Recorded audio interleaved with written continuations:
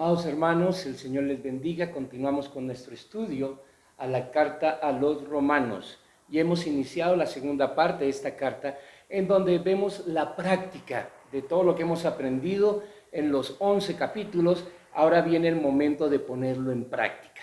Lo primero que dijimos es que somos responsables ante Dios de presentarnos diariamente como un sacrificio vivo, un sacrificio santo.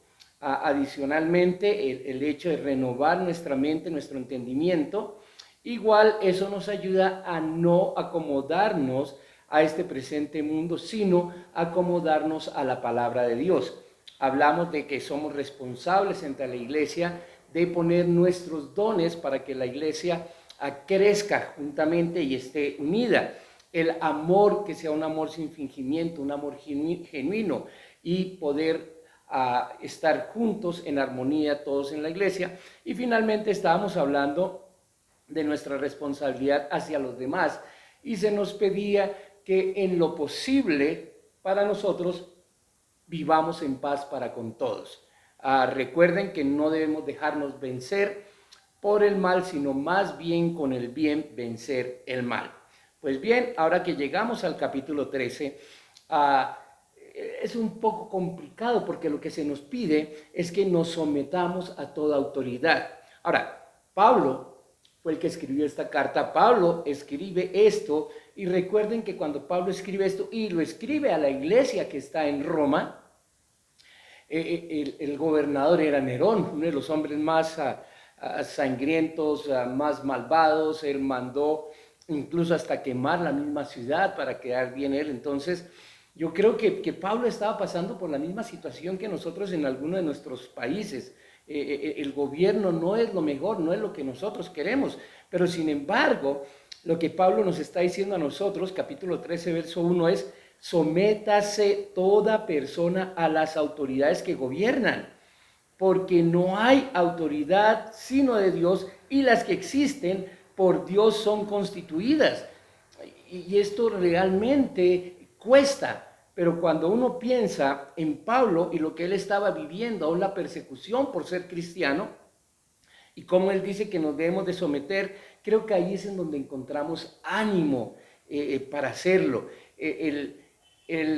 Estar bajo la autoridad con una actitud de sometimiento, no obediencia ciega. Recuerden el libro de los Hechos, cuando los apóstoles les llamaban y les pedían que dejaran de anunciar el nombre de Cristo, incluso los azotaron, los encarcelaron, algunos de ellos murieron.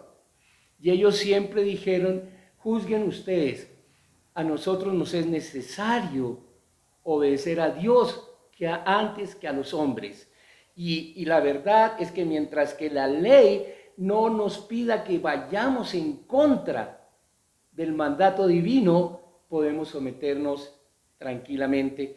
El apóstol menciona algunas cosas aquí que son bien interesantes, y una de las cosas que él dice, pues, es para ti, la autoridad del gobierno, un ministro de Dios para bien, pero si haces lo malo, teme, porque no en vano lleva la espada, pues es ministro de Dios, es un vengador que castiga al que practica lo malo. Por tanto, es necesario someterse no solo por razón de castigo, sino también por causa de conciencia.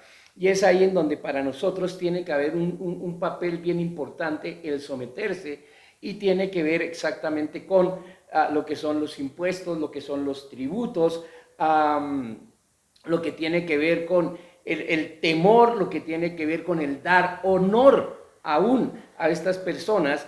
Es solo por cuestión de conciencia, porque estamos bajo la autoridad de ellos y tenemos que resaltar y mostrar el plan de Dios en nuestras vidas. Por eso yo creo que en el versículo 8 la frase que usa Pablo es: no deban nada a nadie, sino el amarse los unos a los otros, porque el que ama a su prójimo ha cumplido la ley. Pues bien, toda la ley está bajo el amor. El que ama a su hermano no hace daño a su hermano. En el amor se cumple absolutamente toda la ley. Dice Pablo en el verso 8, no cometerás adulterio, no matarás, no hurtarás, no codiciarás. Y cualquier otro mandamiento en esta palabra se resume: ama a tu hermano como a ti mismo, o ama a tu prójimo como a ti mismo.